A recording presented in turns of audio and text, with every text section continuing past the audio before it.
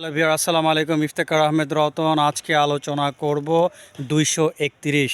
আমি আমার কলেজে বিভিন্ন সময় বিষয়টা শেখাই। 231 231 অর্থাৎ আপনারা যখন তিনটা পার্সন থাকবে তখন আপনারা কিভাবে বাক্যটা তৈরি করবেন। তিনটা পার্সন, যেমন 2 দ্বারা কি সেকেন্ড পার্সন, 3 দ্বারা কি থার্ড পার্সন, 1 দ্বারা কি ফার্স্ট পার্সন। যেমন ধরেন, তুমি, তোমার বন্ধু এবং আমি সেখানে যাব। তিনটা বিষয় এখানে, তুমি, তোমার বন্ধু এবং আমি সেখানে যাব। তাহলে ফার্স্ট আমরা কোনটা দিব? ইউ। যেহেতু 231 বলতে আগে second person, you, your friend and I will go there.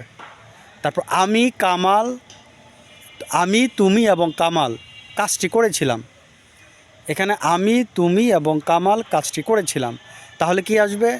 Kamal, you and I did the work. কারণ এখানে তিনটা পার্সন। তাহলে first person, second person, third person হলে আমরা কিভাবে সাজাবো?